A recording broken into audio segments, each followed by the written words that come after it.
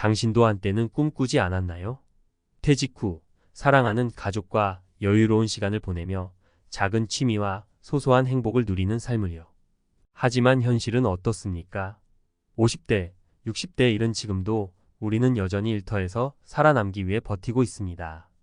어쩌면 회사에서는 퇴직을 외치지만 현실에서는 그 누구도 우리의 은퇴를 보장해주지 않습니다.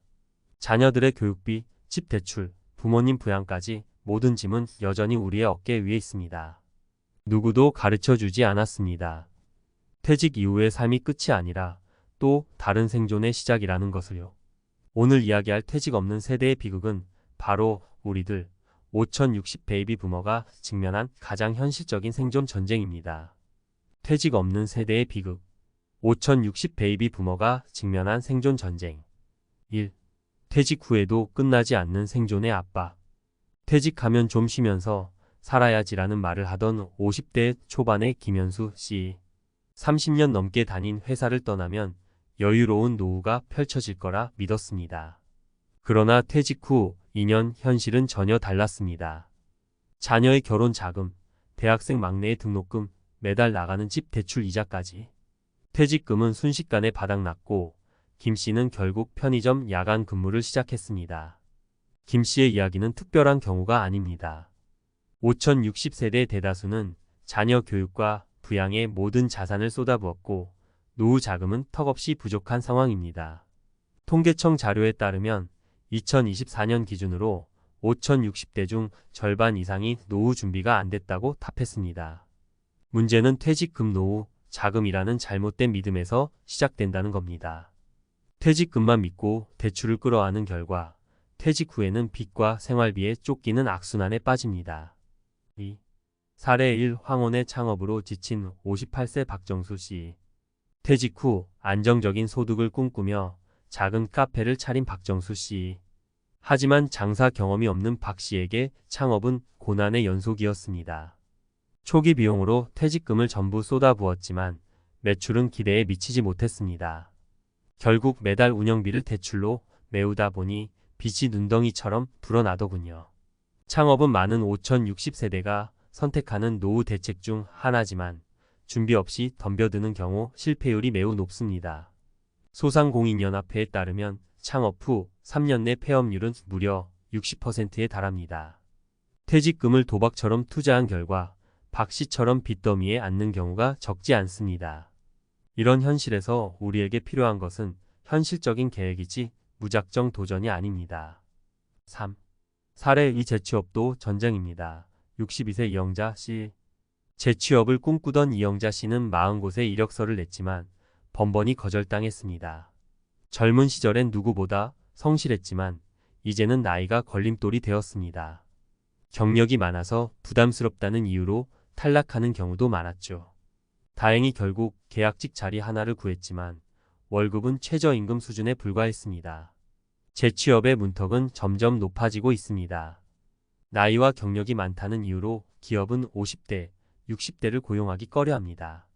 노동시장에서 밀려난 5060세대는 결국 비정규직이나 단순 노동직에 내몰립니다.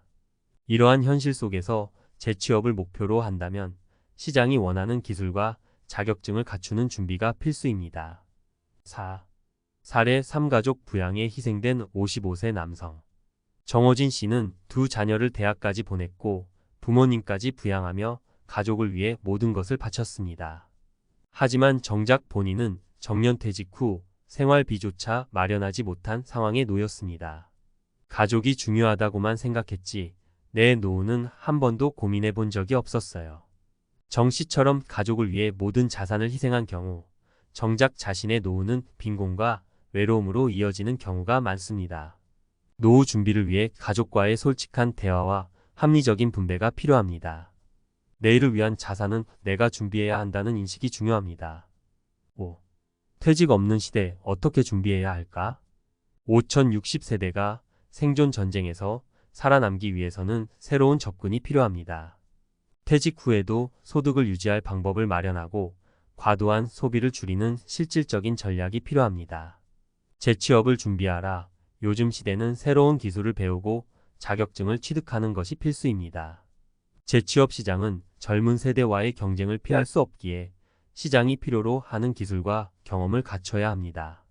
소비를 줄여라. 퇴직 후에는 고정비를 줄이는 것이 중요합니다. 작은 집으로 이사하거나 불필요한 지출을 줄이면 더 적은 소득으로도 안정된 생활이 가능합니다. 다양한 수입원을 확보하라. 투자나 소규모 창업 또는 유튜브 같은 플랫폼을 활용해 소득을 만드는 것도 좋은 방법입니다. 단, 철저한 준비와 리스크 관리는 필수입니다. 6. 우리는 생존 전쟁의 세대입니다. 5060 베이비 부머 세대는 은퇴 후에도 계속 싸워야 하는 현실에 놓여 있습니다. 하지만 이 현실을 슬기롭게 대처할 방법은 분명히 있습니다. 중요한 건 지금부터라도 준비를 시작하는 것입니다. 늦었다고 생각할 때가 가장 빠르다는 말처럼 오늘부터 작은 실천이라도 시작한다면 더 나은 노후를 만들어갈 수 있습니다. 퇴직 없는 세대라 불리더라도 우리는 여전히 더 나은 미래를 만들 수 있습니다. 이제는 생존이 아닌 진정한 삶을 위한 전쟁을 시작할 때입니다. 전문가 칼럼 퇴직 없는 세대, 새로운 전략으로 생존을 넘어서다. 퇴직 후에도 살아남기 위한 전쟁은 우리 세대, 특히 5060 베이비 부머에게는 피할 수 없는 현실입니다. 하지만 여기서 중요한 질문은 우리가 생존을 위해 일하는데 만족할 것인가, 아니면 퇴직 후에도 삶의 의미를 찾아 나아갈 것인가입니다. 전문가로서 저는 단순한 생존에서 벗어나 퇴직 후에도 활기차고 의미 있는 삶을 꾸리는 방법에 대해 논의하고자 합니다. 1. 퇴직 후 삶의 새로운 패러다임. 소득보다 가치를 찾아라. 퇴직이라는 단어가 무겁게 다가오는 이유는 단순히 소득의 단절 때문이 아닙니다. 퇴직 후에는 나는 무엇을 위해 살아가야 하는가라는 질문이 더욱 크게 느껴지기 때문이죠. 퇴직 후에도 자신만의 가치를 찾아 나가는 것이 중요한 이유는 이것이 곧 삶의 의미가 되기 때문입니다. 예를 들어 퇴직 후 작은 커뮤니티에서 멘토로 활동하거나 자원봉사를 통해 다른 사람들과 교감하며 보내는 시간은 금전적으로는 큰 보상이 없더라도 마음을 풍요롭게 만듭니다. 사례 60대 초반에 퇴직한 한 은행원은 이후 마을 도서관에서 청소년들에게 금융 교육을 제공하며 삶의 보람을 느꼈습니다. 그는 돈은 줄었지만 하루하루가 더 가치 있게 느껴진다며 오히려 더 행복하다고 말했습니다. 이처럼 퇴직 후에는 단순히 돈을 버는 일이 아니라 자신에게 의미를 줄 수 있는 활동을 찾아야 합니다. 2. 퇴직 후 수입의 다변화. 작은 소득도 큰 힘이 된다. 현실적으로 퇴직 후에는 어느 정도의 경제적 안정이 필요합니다. 하지만 여기서 중요한 건 단순히 얼마를 벌어야 한다가 아니라 어떻게 벌어야 지속 가능할까라는 점입니다. 첫째, 작은 수입원을 늘리자. 유튜브, 블로그, 중고거래 등 소규모로도 소득을 만들 수 있는 방법은 다양합니다. 5060 세대에게 낯설 수 있지만 한번 시작하면 의외로 쉬운 길이 됩니다. 사례 57세의 김영희 씨는 퇴직 후 작은 텃밭에서 유기농 채소를 키워 지역시장에 판매하기 시작했습니다. 매달 3,040만 원 정도의 소득이 생겼는데 그녀는 큰 돈은 아니지만 손수 만든 채소를 팔며 사람들과 교류하는 재미가 크다고 말합니다.